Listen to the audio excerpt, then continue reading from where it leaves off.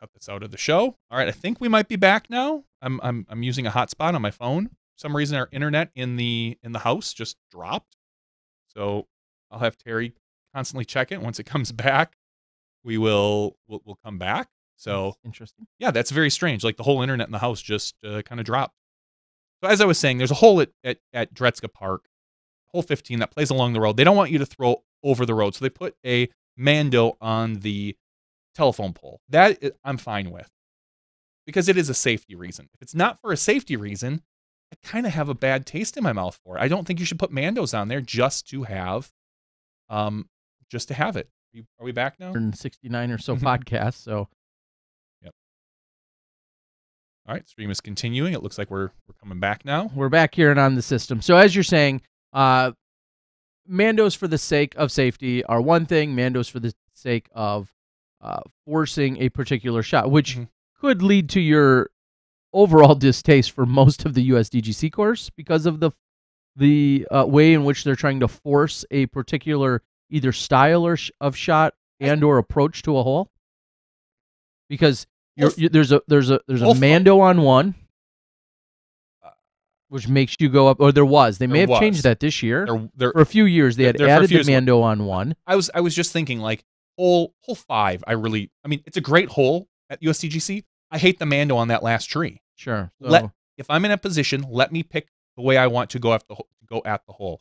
Yes, it's not as dramatic, but whatever. And I understand, as much as I don't like it, I understand the triple Mando, on 15? Well, not on 15. I'm thinking the bamboo shot. Basically. Oh, hole 7. Hole 7. It's such a dinker little dumb hole that they need something to make it exciting. So that's why they put it there. But I don't love it. There are choices that are made at the USDGC that I don't necessarily agree with, but that's not even, I just think that course so much, a lot of what defines that course and then makes it inherently more difficult is a half dozen Mandos that they place out there. I mean, there's a lot of things that make that course, again, more difficult because of the Mandos, whether that's, it's crazy. I've really never thought about just how many are actually on that property in terms of that course. And there's actually quite a few when you break it down. And I'm not going to go hole by hole, but yeah, there's a lot of them. So, well, at any rate, this event in particular in Texas, I think it's a slippery slope because, as others have said, like you said, a Sky Anheuser is a Sky Anheuser or a Skamahawk or the well, I mean, in theory, a grenade, as thrown by definition, as to if it's thrown or executed to a T, a grenade is essentially the exact same thing as an overhand in terms of the purpose and in terms of the style, the flight path. I just think, like, forcing someone to throw or not throw a particular shot off the tee, it's not a good way. And I understand these are AM players for the most part. This is a collegiate event. No, I don't know that it is. It just says the Armadillo Open. I don't know who that does. I just think, what if USDGC next year said, "Oh yeah, hole 2, you can't throw a roller"? I just don't like the precedent it sets in general. I've said the same thing about USDGC for particular holes. I don't like it, and I don't have a great reason. I understand why they're doing it, and that's fine. Yuck. That's what I say. And what I think adds a little bit more of an interesting conversation to this, or adds to this conversation, is we're talking about Jay and Dez, who by at least that post, let me be very clear, by that post context, leads me to believe they're in fact the tournament directors. We're not talking about two people that were just introduced to the sport last week or a month ago and are like, hey, I got this great idea. I mean, these are some of our most traveled players. Traveled and decorated and respected and knowledgeable competitors, which is in the game. Which is one of the reasons I think. Are you surprised? No. If anything, I think, wow, like, of all the people that understand, it's them. Maybe this is a legit thing and I'm wrong. But without being there and seeing the course particularly, it's really hard to say, but to me, it just sounds a hair fishy.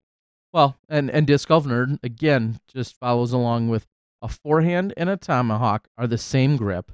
you can throw a forehand Sky Anheuser, but not a tomahawk. Yeah. And maybe this isn't an issue. Maybe it's going to be a non-issue because there's essentially only one predominant overhander that would be attending the event, and that person saying, you know what, I don't like this rule, I'm not going to play. So maybe this is way more of a non-issue, but as you've said, and as stated throughout this very highly debated thread, and that was one of many that were out there over the weekend, it sets an interesting precedent as to what we do or don't want limited. And then let's go all the way and bring this full circle to the Nate Sexton component of it. Should it or should it not be rated? It should not be rated, period. And let's then follow that up to another step and say, is that one specific instance really negating what could be I'll say either a pretty damn good or a pretty damn bad day of golf for lots of other participants? Meaning, how would you feel if you go out there, you had zero intentions of throwing an overhand at any point off the tee, like a normal round for you and I, which is usually zero intentions. You go out there, you shoot a pair of 15 unders, you get a pair of 1060 rated rounds, and they're like, yeah, nope, sorry, overhands weren't allowed, therefore we're not going to give you ratings. And you're like, I wasn't going to throw a damn overhand anyway. It does open up an interesting can of worms. Agree. So we shall see. And Ryan's on the board saying they should have just made all triple mandos. I mean, I understand their logic in the sense that, well, this accomplishes essentially the exact same thing, because we've seen the triple mando, for instance, at hole 1 at Vista del Camino. Yeah, they've added that where it's 2 stakes and then it's a we'll say a banner or a string that goes over the top of it, and that for the exact same reason is they're ultimately taking out the Sky Annies. They're making you go up the middle. I'll be the first to admit I don't love that myself. I understand it with the building where it is and where the tee is, and I kind of understand some of the safety elements that could be brought to it. But I don't love that myself, and to me that's a little bit of aesthetics even in that I don't like that one. They could have went out and put out 18 of those up, or they could just make the rule the way they did. I understand it would be very difficult to make a bunch of triple mandos, because do you just say, oh, the triple mandos at the line's at 15 feet or 10 feet? Like, how do you you'd have to go get 2 posts for every single tee. Yeah. But yeah. I mean, I think, like, okay, not that, again, maybe 1 in a million. What if I want to throw a skipping tomahawk off the tee? Something low that's going to cut way right. Correct. There's certainly holes in situations where you could be doing that. But again, the odds of that are so very slim. Sure. I just think of these things, and it's different. That's for sure.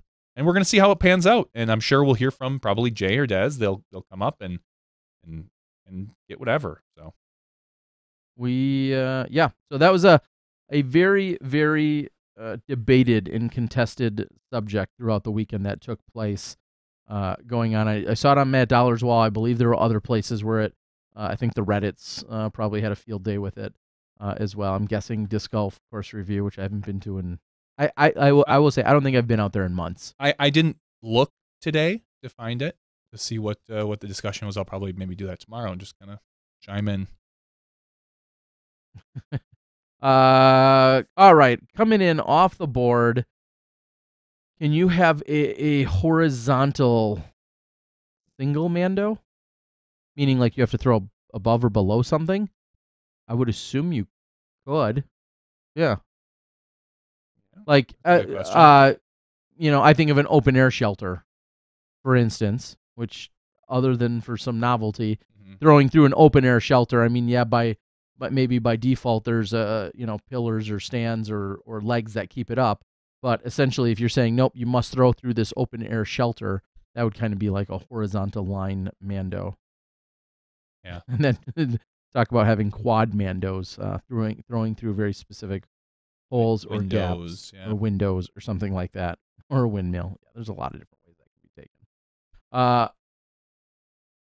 Anything else that we saw out there? I have not seen. It's again, off season, pretty quiet as far as things are going. Yeah, I don't have a heck of a lot. We've got obviously we could do one of our giveaways. We can do our Patreon giveaway if you want. We can. I'd be all right with that. All right, let's do our Patreon giveaway. Once again, if you want to be eligible for our Patreon giveaway, you can sign up at Patreon, patreon.com/smashbox with 2 X's TV. And as little as $1 a month will get you entered into our weekly giveaway. We usually give away a disc or a hat or a shirt or a silly pint. This week it's a silly pint. Yeah. So Silly Pint, who have been great sponsors and supporters of the Disc Golf Pro Tour, have created custom silly pints for I believe every stop that we've seen on the Pro Tour in the last year and a half, or 2 years, I should say now. And I have some that I had stashed from last year, so these are ones that you couldn't necessarily go out and get your hands on right away. I'm going to go ahead and say you'll probably have your choice of the 3. I've got a green one from the Green Mountain Championships, how cleverly colored, Green Mountain Championships. I'll say this one's a generic Pro Tour one from year 1, so not with a specific event on it. And then we have a Minnesota, the Majestic, out here as well in kind of a clearish It almost looks like glow. It looks like it is. I don't believe this one does glow. I'm sure it doesn't, but it looks style. And Disc Golf Nerd, I think you have. Is that a camouflage one? You should Facebook me. I think it's a camouflage one that I've got set aside. Yellow or camouflage? I don't know. One of those for you. All right. So we're gonna give away one of those tonight. I'm looking at 160. Wait, no. Hold the phones. Did Jarrett Bass somewhere learn or say that Johnny V is better than Terry according to Dixon? Is that what I see here? There was a discussion about that. Really?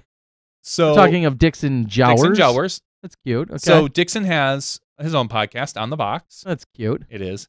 And he usually does his segment, like the Bob, where he talks about something personal. And lately it's been a lot of which is better. And so he put out there, hey, let me know.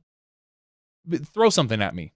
2 things. And I right away said, all right, which one of your kids? Which is better? And he didn't think that was funny. Or he did, but. And then I said, okay, which would you rather do? Would you rather eat a tub full of mayo or a tub full of Miracle Whip? He chose mayo because Miracle Whip is gross, he said. And then someone, Mr. Paul Macbeth, posted out there, okay, who would you rather take? Who's your preference, JVD or Miller? Oh, well, he's talking about competing against on a course. I mean, obviously he's going to want to play you. That wasn't the thing. And I said it's a classic case of brains and looks versus Miller. And Dixon picked me because he said, A, JVD could stand for one of the greatest movie actors of all time, Jean-Claude Van Damme. He's clearly joking. But also that you are not a member of his Facebook group. And he says he talks with me a lot more than he talks with you. Yeah, F him. Which is true. I chat with Dixon on and off. That's your fault. It is. So that is why Dixon picked me over you. F him. I mean, good for you, Dixon. It's cute with your little podcast. I don't care. You sound a little butthurt. No. I get it. I mean, no, we know who will be on camera this weekend. I mean... Only because I forced myself to be. Yeah, I mean, ultimately, you had to buy your way on camera, basically. Ultimately. Yeah. All right. So let's look at. I'm going to grab a number here between 1 and 162. The number is 106. I'm going to go to our Patreon spreadsheet. Scroll down, and 106 is Robert Martin. So congratulations, Robert Martin. I will email you. You have won yourself a Silipint. And we will make sure that all that gets to you. We don't have a lot of entries into the Mike Fierke thing. I've only seen one. And we don't know if that's a smashing or not. No, a random entry. No, I saw someone actually sent us a message with their screenshot. So during the regular show, and we're talking like an hour or less here that you have, less than an hour. If you want to win a Silly Pint or another chance at winning a Silly Pint tonight, all you have to do is go out to Mike Fierke's Mobro, that's MOBRO.co/Fierke. I'm going to copy it. I'm going to place it onto the live chat right now. And he's raising awareness for men's health while growing a killer crumb duster. Wow. Movember has helped me personally overcome some of the stigma surrounding mental health, and trying to do the same for others is important to me. So if you make any donation to DG Mike's cause, this doesn't go a dime, nothing goes to him. He's raised over $6,900. I was going to say almost $7,000 since 2013. If you go out there and make any form of donation that it allows you to, you are eligible to win the Silly Pint. And right now, one person has donated since the opening of our show at 9 o'clock. Just one person has donated to his cause, and that one person has a 100% chance of winning the Silly Pint at this rate. So if you want at least a 50% chance, you could be the second person, as Mike's trying to raise money. He's working with Dana, and he's just an all-around awesome guy and disc golfer. And as he says, trying to grow a killer crumb duster. I've heard that term before. I've never heard. I want to hear it again. Robert Martin is from New Zealand. Is what's coming in off the board. We'll see if that's who we think it is, or at least who Cool One thinks it is. Huh. Okay. For those also, interestingly enough, who want to buy stuff, DD sent out a little email yesterday letting people know that there's some items that they're going to be blowing out for the end of the season, and I immediately jumped on it as a authorized retailer of dynamic discs, along with a few other manufacturers, I should say. But I am one of DD, and I gobbled up some of their goodies. Looking forward to seeing those by the time I get back from Phoenix, and I'm going to be putting them out there. I think it was interesting, although it's a lat product, I think, technically. I think we're seeing a discontinuation of the shoes that they've been, Sure. the T-Link shoes. So if you want some T-Link shoes, snatch them up while you can, because I'm not sure that they're going to be moving forward with those in the future. All right. What's everyone think of Discraft's new 3-in-1 basket? Seems interesting. Apt Pupil, I think we showed that last week, and that is, in fact, the DGA Shift basket. The DGA Shift. DGA Shift. In fact, I reached out to DGA today because I was going to tell them to work with me to find a way to give one away. Is something I'd like to do here in the near future. I'm not saying they're going to do it, but I think they should. I think you'd benefit from that. I think you'd like it. Robert McCall says there's lots of good discounts going on, which he's right. Christy says, I need to buy a Smashbox sticker. Hook it up. I can do that. In fact, Christy, there's a lot of things. If you were just to purchase any standard item from me, I'd probably throw in a sweet sticker or two that I could get sent out to you. I just got a few stickers in, actually. So yeah, we'll be able to get some sent out to you. Cool. Smashbox sticker shoes, and then Robert clarifies that the shoes won't be restocked through us. So I'm not sure if you just mean the DD distribution or if you mean through Latitude at all, but at least it sounds like it won't be restocked through the DD distribution, that is. Is DGA remodeling the Chain Star for 2018? I'm just going to go ahead and say, other than me feeding into rumor, then I think yes. Or with that in mind, yes. I've heard, I think at one point, by no real recollection right now, that somebody said that that Chain Star, or Discraft, I should say, it was looking for, I don't know if it's another version or a complete overhaul or an entirely new basket. I don't know specifically, but I heard there was conversation of some kind of enhancement and or upgrade or replacement possibly to a Chain Star. Now, if they come out with another basket with a slightly different configuration, will they keep the Chain Star? Possibly have two different price points. Will one replace the other? I can't talk about any of that right now, so they give us one to give away. I really have no idea, but yeah, it could be interesting. And they may do just that, come out with another basket at another price point, or if they do come up with a new, we'll say, configuration that may replace it. That I can't speak to any of that with any for sure knowledge. Robert McCall says, I'm interested in hearing what kind of questions you guys have for Rusko next week following tomorrow's announcement. Yeah, tomorrow's the big DD announcement. Oh, and big DD announcement. Huge. Huge. Like huge I heard announcement. Rusko's running for president. I heard Robert McCall is Getting his own disc, the McCall. I think he should. I don't know why he wouldn't. Make the McCall. Yeah. There's all sorts of things. I heard they're renaming Kansas to just Dynamic Disc. That would be, I'm trying to think of how Kansas is spelled, and then if you can fit there's no D's in there, but there's a lot. If you could, yes, we shall see. Y'all think you should get rid of minis? It was featured on another podcast. Well, then it doesn't matter what they said. No. Get rid of minis. Why would we get rid of minis? Well, we don't have to use them right now. Do you mean mini events? Like those kind of minis? Like weeklies? I'm guessing you mean mini-sized discs. I don't know why we would get rid of them. I mean, golfers mark their... we can't, in my opinion, you can't get rid of them because what happens when you want to throw that exact same disc? Right. Your disc needs to be marked. All the other reasons, Terry, I'd understand it. There's so many times I've seen you hit a tree like 3 feet in front of you. That you and then I'm like, oh, need that one again. It's already calibrated. It's going to turn over now. I usually say it in that dopey voice, too. Oh, thank you, Ryan Pilcher, for donating to DG Mike's cause. Appreciate it. Oh, sweet. Thank you. This Golf Clubhouse says, I just donated to Mike. What? Okay, do a screenshot. Make sure you do a screenshot and send it to, and either post it on Smashbox page or send it to us in a message. So you are qualified for the giveaway. Because as of right now, I have uno, and that person was going to get a silly pint. A silly pint. Now at least they've got one of 3. The odds. Oh, what? Okay. Sorry, I was going to go back to the posting here. McPro Warden, The Rock Rusko 2020. The argument was if you use another disc to mark. Yeah, I prefer a mini. I prefer a designated marker. If you're going to mark, make it a designated marker.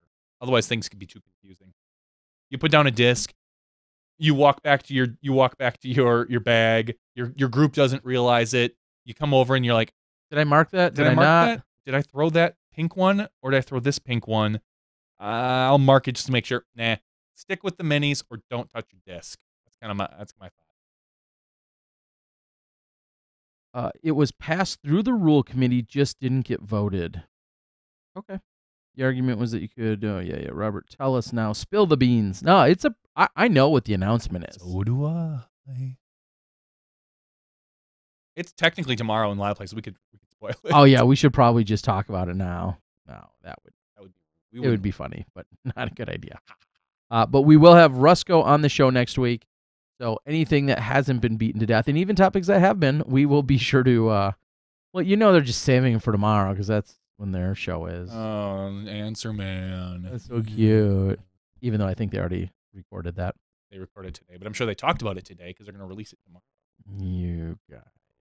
All right, Ryan Pilcher, good night. I think you're signed up for Cold Turkey in the next week or so. So hope to see you there. Oh, here's a thought that I had over the weekend. So I'm hosting this event next week, which I've only talked about 19 other times. But here's the real question. I had to order sweatshirts, and I'm not getting, sorry, spoiler alert, I'm not getting Smashbox ones. Innova has opted to, has asked to be presenting sponsor, so I've teamed up with Innova for this event. And they're coming out with brand new sweatshirts. I was like, wow, we're going to be one of the first people in the country to have their brand new sweatshirts. So I think that's awesome for our players that they're going to get, they're not going to get ones that already exist. They're going to get brand new sweatshirts. My question is this. Even though it'd be a major headache, is it fair and right? Well, it's a two-parter. Is it fair and right that I keep track of people that are, say, pre-registered by today and make sure that they get their sizes? Because here's what I worry about. That is fair and right. I ordered 100 sweatshirts. I had to kind of take a bell curve guess of sizes, so many smalls, mediums, larges, whatever. And then you're not signed up for the event, and you sign up, we'll just say 3 days before the event, just before the late fee kicks in. You sign up 3 days before the event, but then you show up at... I want the first one to show up, and I'm like, oh, cool, XL. That's the sweatshirt I needed. But some guy who signed up 2 months ago is the last guy to show up to just check in. You send an email and say, send me your size. I will set these aside for you. You have until players, until check-in. Yours will be set aside. Until then, after that, it's a free-for-all.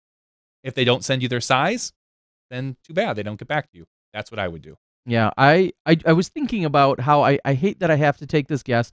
Of course, if everyone would have just been super and pre-registered for the event, by the time I had to make the final sweatshirt sizing, I would have had all of that. But I don't. So that's why I had to take a best educated guess at what sizes I'm going to need. And inevitably, I just know someone that otherwise signed up 2 months ago is going to walk up and be like, oh, I wear a medium and you're out of mediums? I'm like, well, I ordered 12 of them. But, okay, so that's the first question. I kind of knew the answer. It's going to be a lot more work for me, unfortunately. It is. But I think it's worth it. Because I can't stand the idea of someone people happy.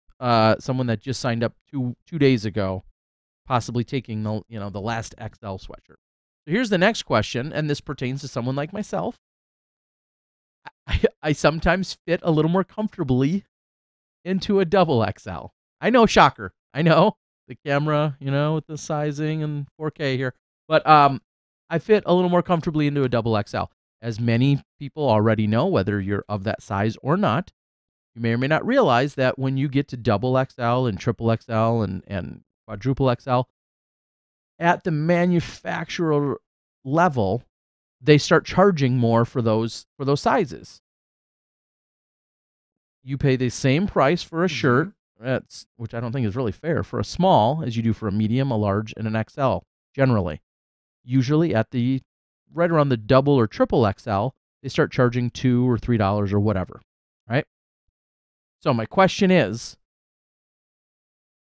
it fair or appropriate, again, at player pack level, that when you walk up and you need that double, and I love including myself in this scenario, but you need that double or triple XL, is it at all fair to pay that surcharge? Because I've paid it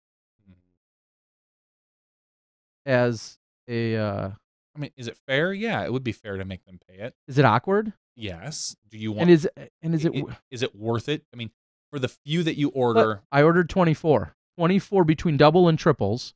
And again, that's kind of a best guess, but I feel like that might be an appropriate number if I have 100 and some. I've ordered 24. That's another $48 that would, in theory, be coming out of my pocket. Mm-hmm. Yeah, I mean, I think, would it be fair? Sure. Would I do it? Probably not. Sounds like Johnny just became the newest sponsor of the cold turkey for $48, covering all of your double and XL needs. I guess double and triple XL. What's your profit margin, if any, on the other ones? Are you making it up for that? Or are you going into the red because of it? Probably not. You're right, because it's very strange that you don't pay any difference between a small and an extra large. Mm-hmm. There's definitely a sizable... And there's a huge size difference there, as opposed to just an extra large versus 2XL. But I don't know. Maybe it's not due to the size. Maybe it's... Or not due to the size of the fabric, but maybe due to the fact that it's more awkward to print on, or... I don't know. I have no idea. But...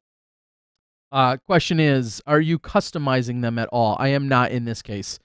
These are coming directly from Innova. Again, in fact, we may get the very first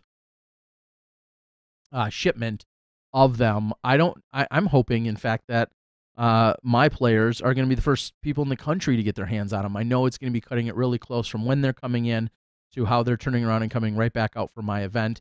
So I'm super excited. As with any company I would be working with, I'm super excited that the people participating in this event are going to have a very new item that's on the market. Out on the board, Disc Golf Clubhouse says, it is fair. I pay for double XL. Sam says, I will pay for a double XL. I think Sam's playing in the event. Sounds like you're monopolizing airline seats, which is again, another funny question. I think that could be talked about in all sorts of ways. The 6-year-old that paid $200 to fly, or parent who paid $200 for the an 80-pound 6-year-old or 50-pound or 40-pound, whatever it is, versus myself at 190 some ish, and then some, or way more. And we pay the same exact airfare. Again, that's an interesting question. Or the 6-year-old that's probably got this tiny little carry-on with like 3.5 pounds of baggage, versus me that's bringing on the 2 suitcases along with a carry-on full of $30,000 of video equipment, along with a tripod and everything else. But again, paying the same airfare. Those are all interesting questions. Somehow they all even out somewhere, I'm sure, on the airline's end. Do you ever use Paragon for swag shirts? I think yes. Of course. That's the only place. Paragon was all lined up. He's actually going to be printing some other items for me for the event. I always use Paragon. Miles is a good friend over there. Tell him I sent you. But and he was going to he's still going to make up some SmashBoxxTV sweatshirts. They just won't be part of the this weekend's giveaway, or that weekend's giveaway. Do I get half off because I'm not in double XL or a triple XL? I don't think half is the base price. And it's funny because the base price is set at what it is, and they charge extra for those extra sizes. So I don't think there should be a discount for those other sizes. I think that's because that's where the base price starts. It's an upcharge for doubles and triples and quadruple XL. Just get one size ponchos. No, I don't think anybody would like that. Thanks for the disc, Terry. I got it in the mail. My Patreon donations paid off. Good. Texas State DG says that's awesome. Christy says, I think as long as you're upfront about it, no one will care. Everyone knows that the companies charge more for those sizes. And again, I think it's pretty clear I'm not picking on anyone of any size or need, as I very much... Sizist. I'm a sizist. I'm sizist. As I fit into that... I sometimes prefer 2XLs just for the extra length because of my long arms. But for the most part, I almost always in an XL. But because 2XLs are just so baggy. Don't get me wrong. I'm working my way there, buddy. You keep at it. We'll see. Keep trying. All right, let's do it. Forget shirts, just give away cigarettes. One size kills all, he says. That's a pretty funny comment. You're thinking. All right, should we give away our other Silipint? Sure. That's it. Do we officially have at least 3 entrants? As rumored. Someone sent you a message. Apparently, sent you one. MySpace? Is that where? Yes, I sent it to your MySpace account. Good. I haven't checked it since like this morning, so I gotta. Looks like. Really, whatever. Silly bright colors are cool. All right, Justin, I'm gonna call you out and say thank you for contributing to GG Mike's cause. We think that's awesome. Normally, we don't go out there and plug a lot of other things or people, but great guy, great cause. Absolutely no reason not to go out there and plug it. You said Justin? Justin. Justin. Ryan Pilcher, thank you. Oh. Shop Tom, thank you. And Disc Golf Clubhouse, thank you. No, Justin, I think I owe him one. He didn't contribute to the cause. Oh, well, so it sounds like I'm sorry. Check your email then. Yeah, I think I owe you. Hold on. Patreon winner. Okay. Nope. There we go. I thought someone had sent. They sent it to you. Oh, let's clarify here. I've also got. If you sent it to Terry, please put a message on it. So put a message out on the board so that I know, because I saw it fly through a little earlier. Make sure everyone's got their. Want everyone to have a chance. Sweet chance here at getting some of the action. So if you donated to DG Mike and you sent it to me or to Terry, I've got all the ones that came into Smashbox. Looks like you've got 3, right? Currently I have 3. Yes. All right. Ryan. Oh, there you go. Ryan Pilcher donated as well. Yep, that's the one I. Did you say? Okay. Awesome. All right. I think we've got the 3 then that we are. Yep. Man, I got. How are you going to draw from the 3 though? How are you going to do it? I don't know. I don't have a 3-sided die.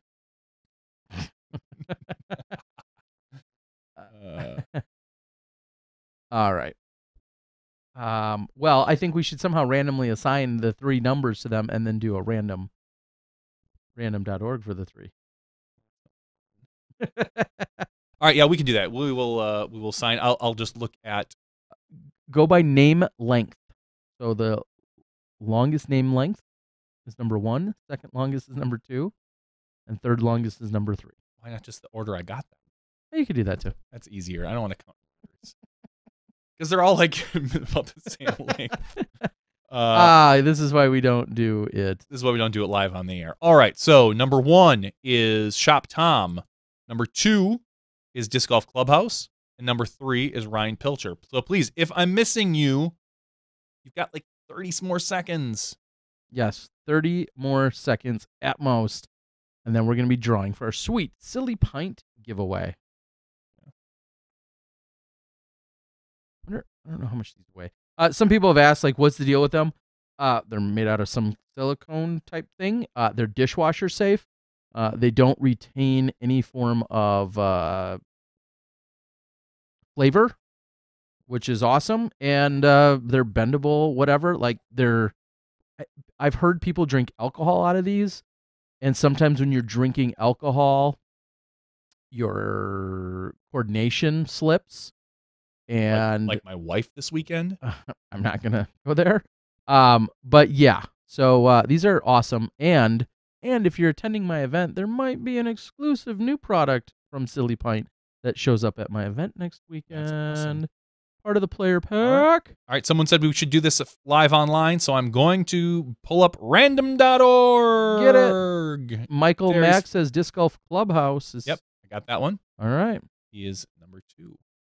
But like we said, number 1, Ryan Pilcher. No, I'm sorry. Number 1, Tom Schneider, because he was the first one to send it to me. Number 2 is Disc Golf Clubhouse, Darren. And number 3 is Ryan Pilcher. Got it? Got it. Got it. Ooh, I shouldn't be showing that because everyone's seeing that. Don't show that. All right. All right, here we go. It's just our private messages. No, not too much. I just hate it when people see names. All right, so I'm going to hit the generate button. It is number... Oh, my gosh.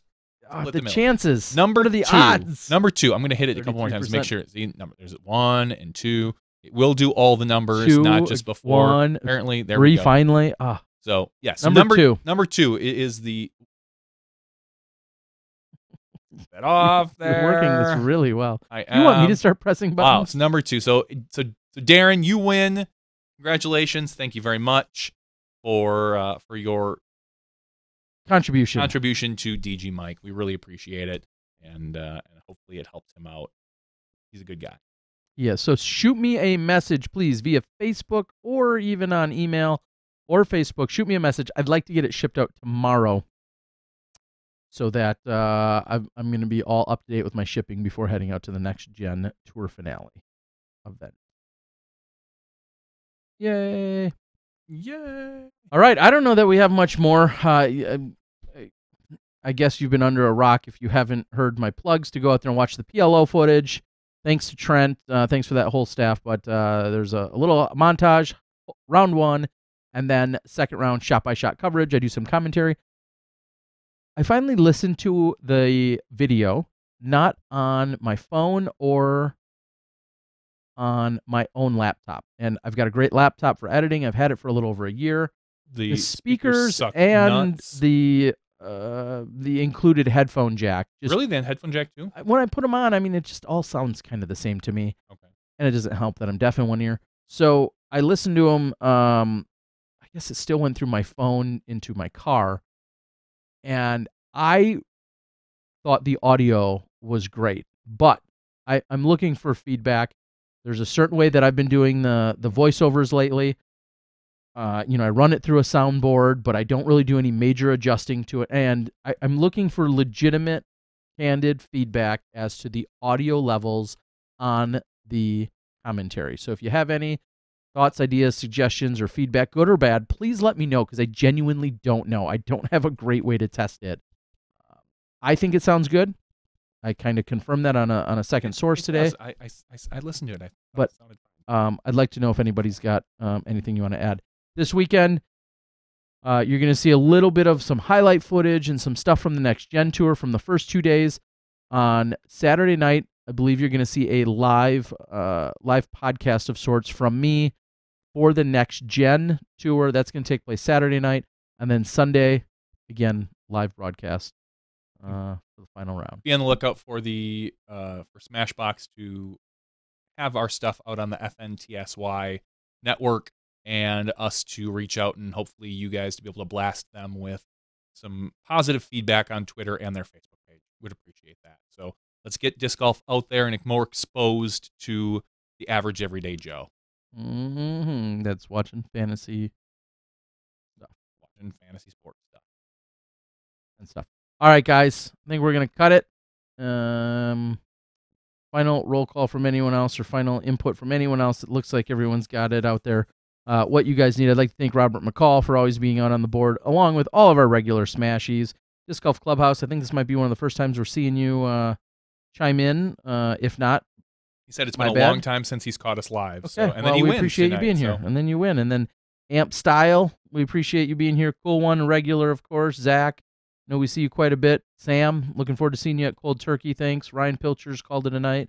Thanks for joining us. At Pupil, Christy Moore, Disc Golf Strong, lots of our regulars out there, and then some. So we appreciate you guys and gals all for tuning in and being part. Look for that big DD announcement tomorrow.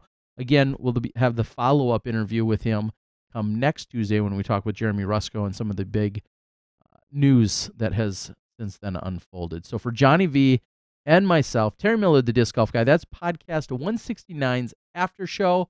We'll look forward to seeing you this weekend for the Next Gen Tour finale. We'll see you then. You step inside the Smashbox.